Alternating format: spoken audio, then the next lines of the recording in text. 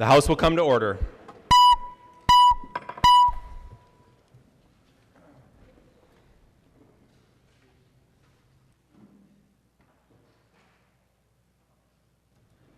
Prayer by the chaplain.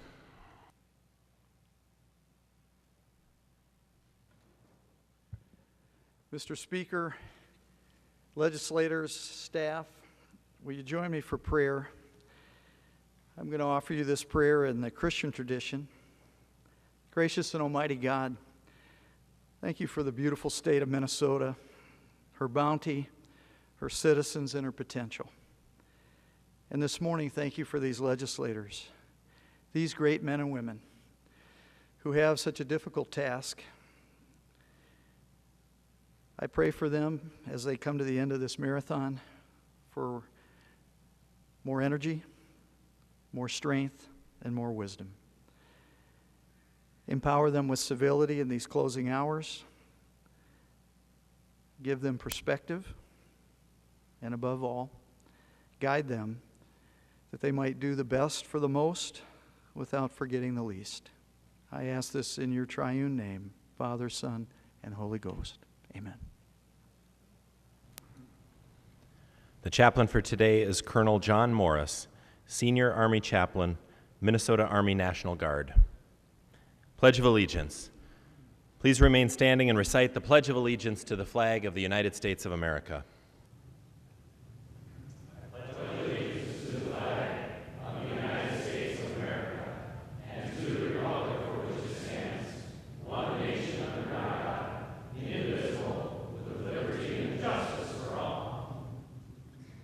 The clerk will take the roll.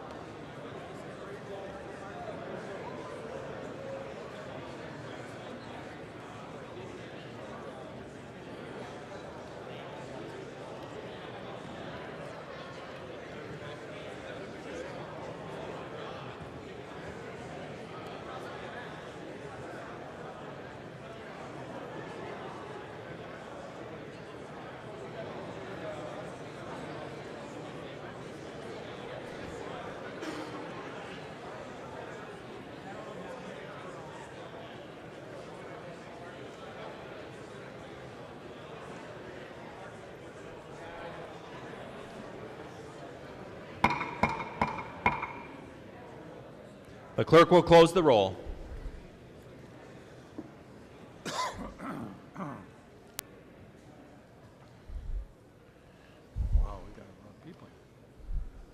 Quorum is present. The clerk will read the journal of the preceding day. Journal of the House, 89th session, 2015, 62nd day, St. Paul, Minnesota, Friday, May 15th, 2015.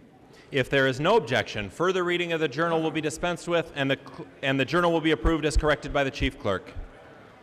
Hearing no objection, the journal is approved as corrected by the chief clerk. Introduction of bills.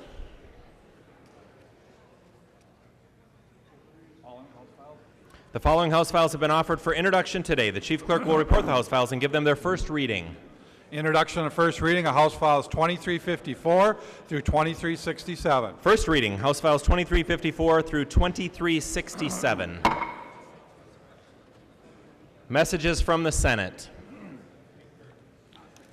Message from the Senate. Mr. Speaker, I hereby announce the passage by the Senate of the following House file herewith returned as amended by the Senate, in which amendments to concurrence of the House is respectfully requested. House file number 1357, an act relating to civil law, and the message is signed Joanne M. Zoff, Secretary of the Senate. Persell moves that the House concur in the Senate amendments to House file number 1357 and that the bill be repassed as amended by the Senate.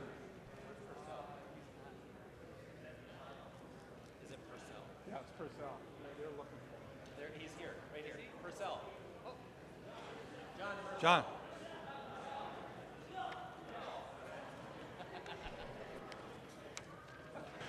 I recognize the author, Representative Persell, who will explain the Senate amendments.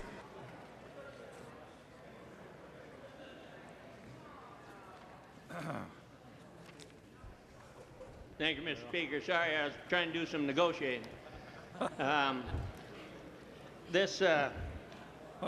This bill comes back to us from the Senate with a couple of word changes, but nothing substantive. If anybody wants, I can read off the few words. But this is a marriage dissolution certificate. It's going to be created be created without some very sensitive information on it, like Social Security numbers, etc. And I would just ask that we concur.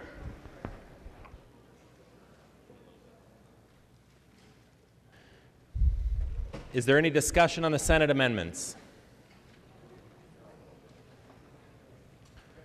There being no discussion, all those in favor of the motion to concur with the Senate amendments say aye. Aye. Those opposed, nay. The motion prevails, and the clerk will give the bill its third reading as amended by Senate. Third reading, House File Number 1357, as amended by the Senate. Third reading as amended by the Senate. Any further discussion?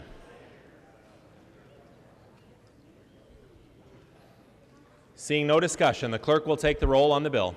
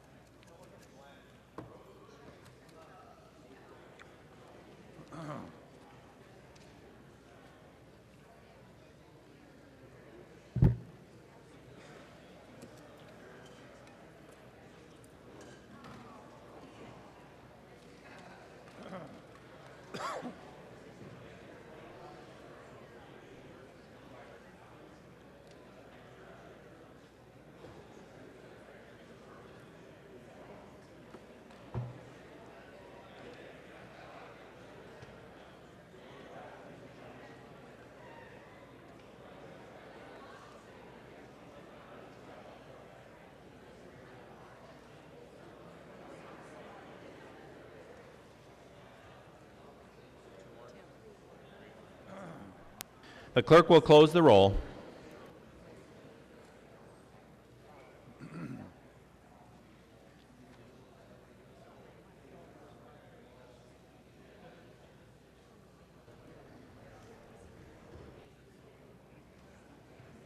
Show and votes aye.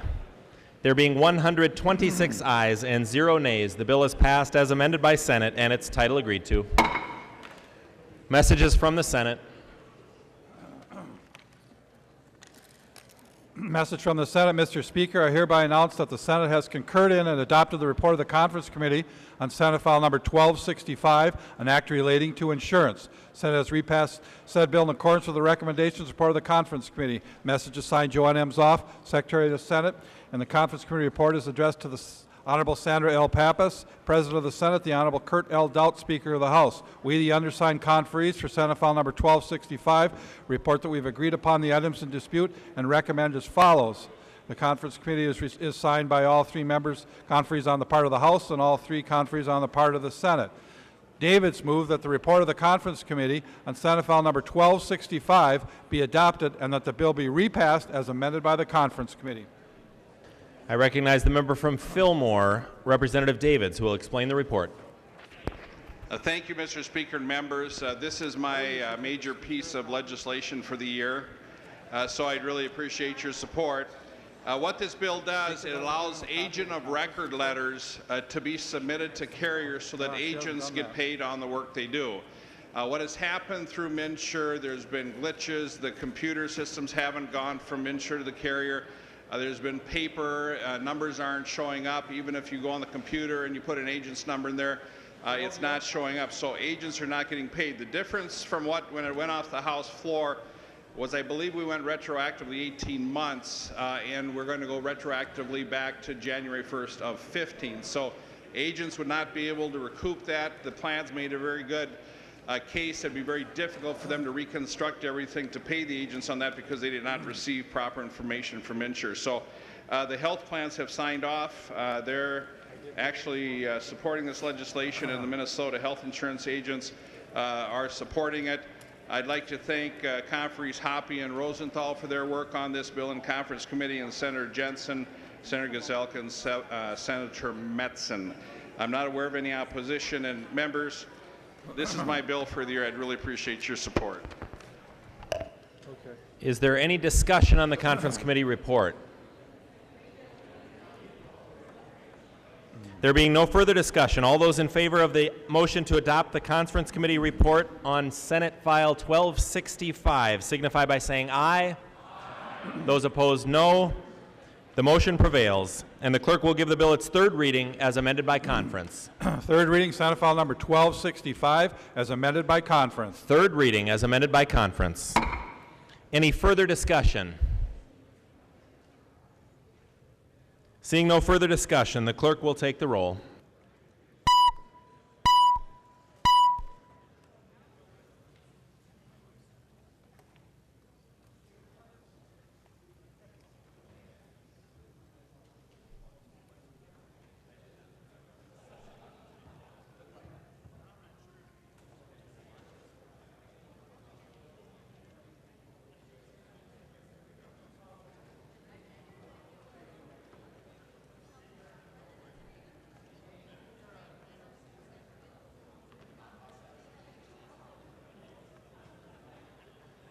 The clerk will close the roll. Mariani votes aye.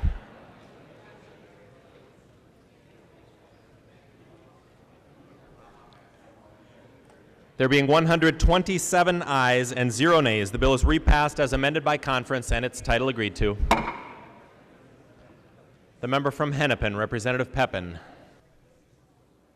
Thank you, Mr. Speaker and members. I move a recess to the call of the chair, approximately 3 p.m. Representative Thiessen. Thank you, Mr. Speaker. Would Representative Knobloch yield for a question? He will yield. Representative Thiessen. Thank you, Representative. Thank you, Mr. Speaker. And Representative Knobloch, I just wanted to run through a little bit of the kind of high-level details on the deal that you've reached with the Senate.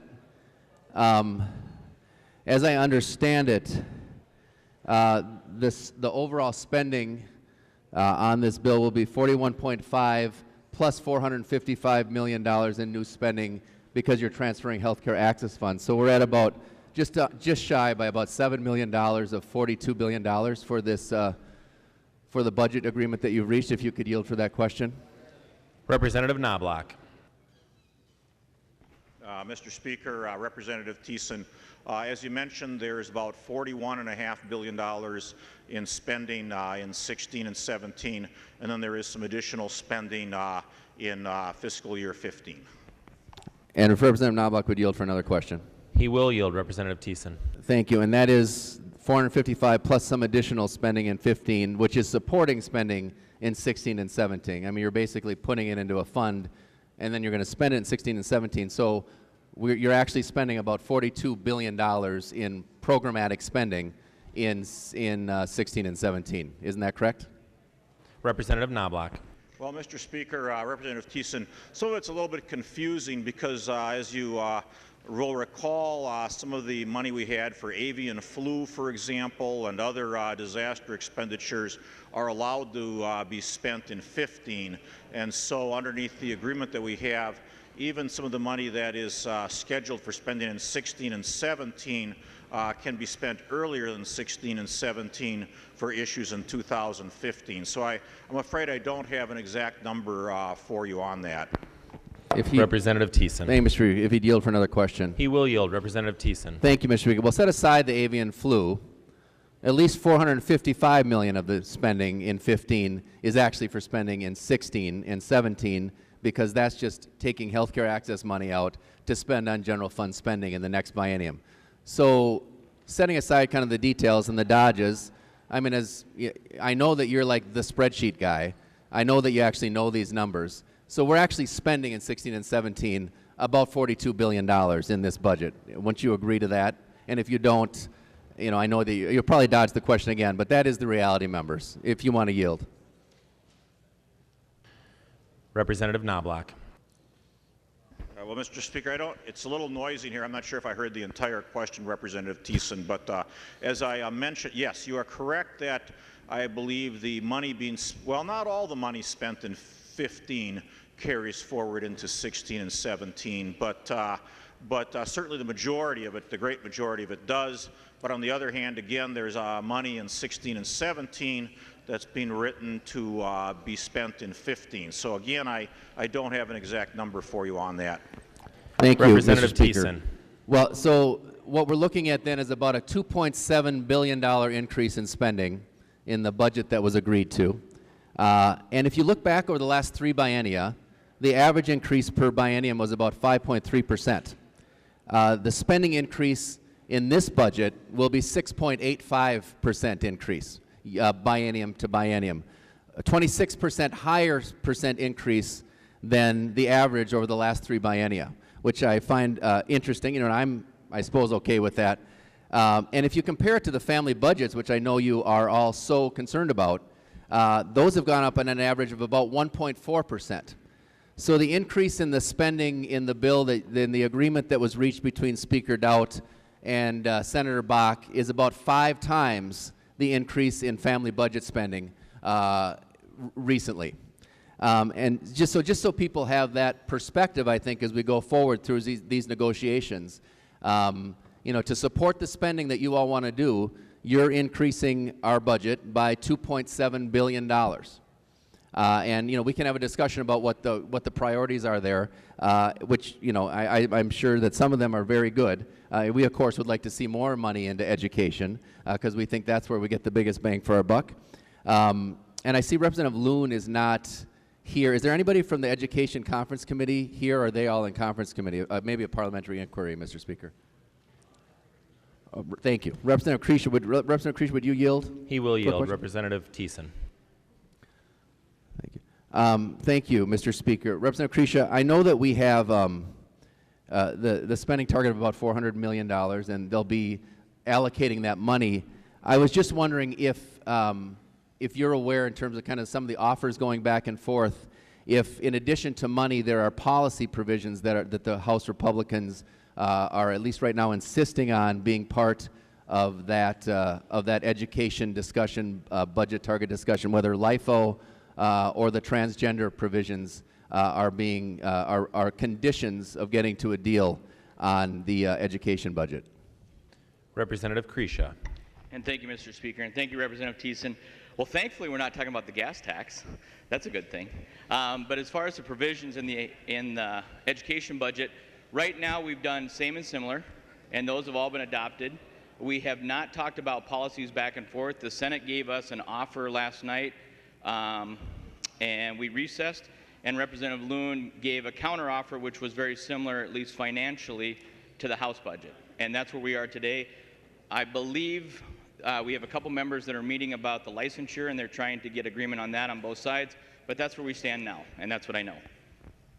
Representative Thiessen. Thank you, Mr. Speaker. So if he would yield for one more, Representative Creasy would yield for another question. He will yield. Representative Thiessen. Thank you. So what I heard was that the financial numbers are very similar, but there are differences, which I assume must be policy provisions.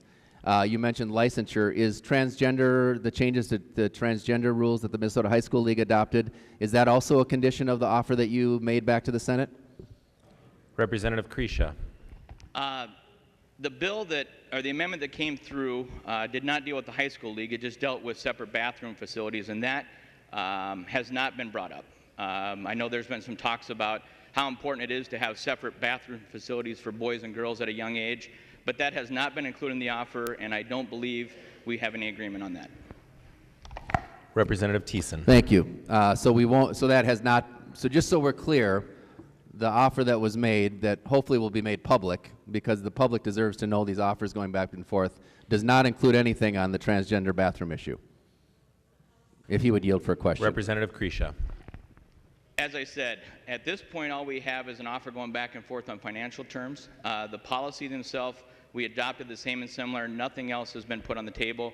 We have until 10 o'clock tonight to finish our work, and there's a working group working on the licensure. I suspect once we get the licensure issue dealt with, then we can go back and look at which policies are going to be amenable to both bodies. But the good news is we're going to end up with a number probably north of the 1 and 1 that was originally proposed by the Senate and the governor, and much higher than the House provision. So many of you that wanted higher targets for the House, you're going to have an opportunity to vote on a bill that's probably going to be 1.5 with some good equity and funding that's going to be across the state.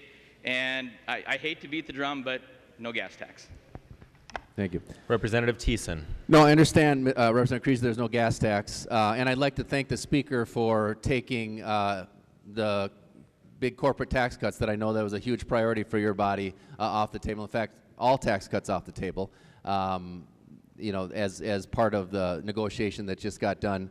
Well, I hope that we could actually make those offers public that are going back and forth, because I think the public deserves to know all the elements of those. And I hope that when we see those offers made public, that what Representative Creasy is representing here is accurate. So I guess with that, Mr. Speaker, it sounds like we're coming back at 3 o'clock. Is that what you can just nod? Is that what you said? Or about 3 o'clock? Representative, yes? Okay. So to take up some of these other bills, but just, you know, just to clarify, so as we're moving forward here, we're looking at a $42 billion budget, a 6.85% increase in our budget, biennium over biennium, 5 times what a family budget increase would be, and above the average of the last 3 biennia in terms of biennia to biennia increases, 26% higher than average, in fact. So I look forward to the continuing discussions as we try to get our work done by Monday. It's gonna be a heavy lift, and we're gonna be willing to work with you to get there. But look forward to having further discussions. Thank you, Mr. Speaker. The member from Dakota, Representative Kosnick. Thank you, Mr. Speaker and members. I've got some guests here with us today, and I'd like to recognize the Lakeville Civil Air Patrol. They're coming out here. They are based out of the Air Lake Industrial Airport in Lakeville, and the Lakeville Civil Air Patrol was just named the 2015 Civil Air Patrol Squadron of the Year. And under the leadership of First Lieutenant Jim Jagow, the Lakeville Squadron has earned this recognition for their excellent service to our district and to our state. The Minnesota Civil Air Patrol is the official U.S. Air Force auxiliary. Its volunteer and civilian members clock about 140,000 hours in the air every year, serving the Civil Air Patrol through emergency response, diverse aviation and ground services, youth leadership development, and promotion of air, cyber, and space power. And members, you do not need to have pilot or military experience and are not obligated to join any branch of the military service. And as a member myself, I would encourage each of you to join the Minnesota Civil Air Patrol Legislative Squadron. You get the nice plaque, and it's a good opportunity to recognize your constituents that are in the program. Members, please rise with me to congratulate First Lieutenant Jim Jagow and the Lakeville Civil Air Patrol Squadron. Congratulations and job well done.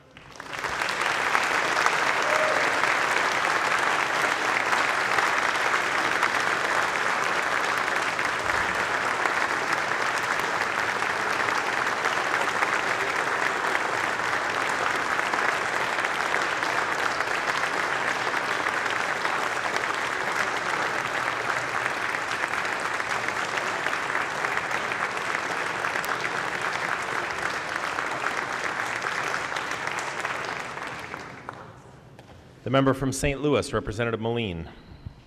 Thank you, Mr. Speaker. Will Representative Newberger yield for a question? He will yield. Representative Moline. Thank you, Mr. Speaker. And Representative Newberger, from my understanding, you're on the Jobs and Energy Conference Committee, and I apologize, I don't see Chair Garofalo on the floor. So my question for you is, has the committee met to adopt same and similar provisions? Representative Newberger. Thank you, Mr. Speaker. Representative Moline, yes, we have. Representative Moline. Thank you, Mr. Speaker. Representative Newberger, so you're saying the conference committee actually moved same and similar provisions and adopted them into a conference committee report, if you would yield. I'm sorry, Mr. Speaker. Representative Newberger, just to specify, the provision I'm interested in is regarding unemployment insurance that we passed here off the House floor in case the layoffs in the mining industry become more permanent. He will yield. Representative Newberger. Thank you, Mr. Speaker. Representative Moline, to my knowledge, yes, we have. Representative Moline. Okay, thank you, Mr. Speaker. I'm happy to hear that. That's not the information that I had, that there was actually motions in the conference committee to adopt same and similar provisions, so I'm glad that that took place. I do want to let the body know that the layoffs at Keewatin Taconite happened yesterday. 100 of them happened yesterday. Both steel workers and employees who are not part of a bargaining unit were sent home. So far, those workers haven't seen any relief from the legislature yet this session. So that is a provision that's important to us and passed both the House and the Senate. So I look forward to seeing it in the conference committee report. The member from Hennepin, Representative Carlson. Yes, Mr. Speaker. Would Representative Knobloch yield to a question? He will yield. Representative Carlson. Representative Knobloch, I've received notification that Ways and Means will be meeting sometime today. Call of the chair, and being that the Majority Leader just announced that the body will be breaking until approximately 3 o'clock. Do you have a time certain so that the members on both sides of the aisle will know when we're going to meet? And then I have a follow-up question. Representative Knobloch. Mr. Speaker, Representative Carlson, thanks for asking that. I was trying to get up and get recognized so I could make an announcement. At this point, our plan is to have the Ways and Means meeting sometime after we adjourn after 3 o'clock. So I know we had initially talked about 1 o'clock, but we're now talking about somewhat later in the afternoon. That's the best I can tell you now. I'll make an announcement during our session at 3 o'clock. And Representative Mr. Carlson. Speaker, as I mentioned, I have a follow-up question, so if Representative Knobloch would yield again. Representative Knobloch, you've added to the agenda, we were aware earlier that the retirement bill or the pension commission bill would be up in Ways and Means, but now you've added the budget resolution to help our side of the aisle be somewhat prepared. Can you give us any indication as to what that proposal with the budget resolution is going to be, and what the additional funds would be used for? Representative Knobloch. Well, Mr. Speaker, Representative Carlson, I don't know that we have an exact number for the change in the budget resolution yet, but if I could, as you know, perhaps after we adjourn here and after I get a little bit more information, I can talk to you about it. Okay, and Representative Mr. Speaker, an Carlson. additional follow-up then. That's the budget resolution, and then the memo that came out earlier said another bill might be added to the agenda. Is that tied into the budget resolution, or is that something yet that's different than what might be contained in the budget resolution? He will yield. Representative Knobloch. Well, Mr. Speaker, Representative Carlson, you know, at this time in the session, everything tends to be fluid. We could have multiple bills added also. There's, you know, a few issues we're dealing with that just with the nature of the legislative process at the end of the session here, we're a little bit unsure of, and so it could possibly be multiple bills. Representative Carlson. Mr. Speaker, Representative Knobloch, then just a comment.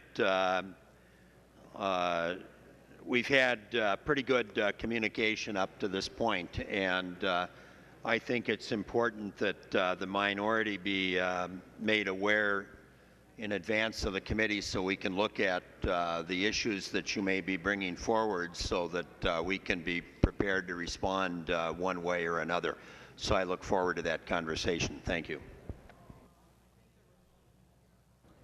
The member from Dakota, Representative Hansen. Thank you, Mr. Speaker. Would Representative McNamara yield? He will yield. Representative Hansen. Thank you, Mr. Speaker. Representative McNamara, I see that the Environment and Agriculture Conference Committee is scheduled for 3 o'clock or at the call of the chair, and it doesn't really say the agenda. Is it your intent to do a walkthrough in same and similar, or is the work already done? Representative McNamara. Thank you, Mr. Speaker, and Representative Hansen, thanks for the question. We'll present a author's proposal at 3 o'clock. That's our intention. If the revisers and the numbers folks get that together, and our anticipation is that should be a fairly significant offer, and hopefully the Senate will take it seriously. And I expect to anticipate a significant discussion today in committee. Representative Hansen.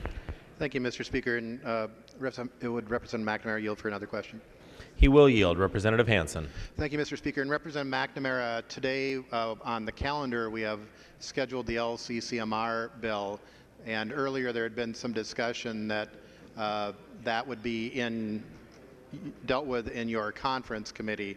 Are we going to be bringing that up on the floor so that goes to a separate conference committee, or is that going to be considered, having passed the Senate, that would go into your conference committee for deliberation? Representative McNamara.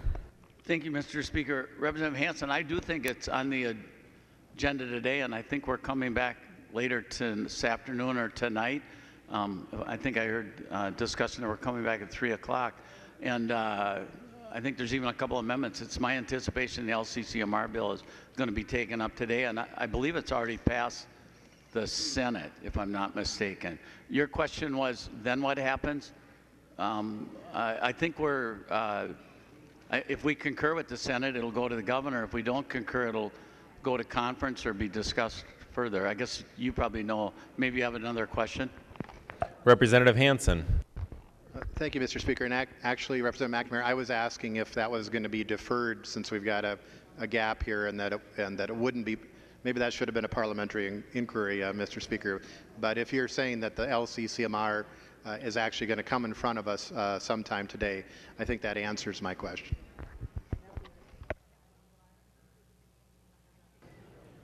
Representative Moline. Thank you, Mr. Speaker. Will Chair Garofalo yield for a question? He will yield. Representative Moline. Thank you, Mr. Speaker. Representative Garofalo, while you were off the floor, there was a little bit of confusion over what provisions have been identified as same and similar and adopted into the conference committee report. Could you clarify for me the specific unemployment insurance provision that Representative Metsa had amended onto your bill on the House floor regarding some of our concerns if the mining industry layoffs become more permanent, and whether or not that provision has been adopted yet in conference committee? Representative Garofalo. Mr. Speaker, Representative Moline, thank you for the question. And I know things are moving fast, so I just want to correct the record. First of all, there were some provisions that were adopted in the conference committee already. However, both chambers agreed that the unemployment insurance portion of it was going to wait until later on. There were some issues with the bird flu unemployment compensation. But I should state for the record, though, that there is more than enough money in the trust fund to address the concerns of both the House and the Senate. But again, I don't want to predict or promise anything until the final conference report is adopted, but obviously in that area, given the record size of the trust fund and given the significant duress that's happening with regards to the bird flu as well as the steel dumping problems that are happening because of China, I think those are things that will be addressed in the conference committee. Representative Moline. Thank you, Mr. Speaker, and thank you, Representative Garofalo. I just want to reiterate that that provision is very important, as 100 workers from Keewatin and Taconite were sent home just yesterday. So thank you, Mr. Speaker. Representative Pepin moves a recess to the call of the chair until approximately 3 p.m. All those in favor signify by saying aye. Aye. Those opposed, no. The motion prevails, and the House stands in recess to the call of the chair until approximately 3 p.m.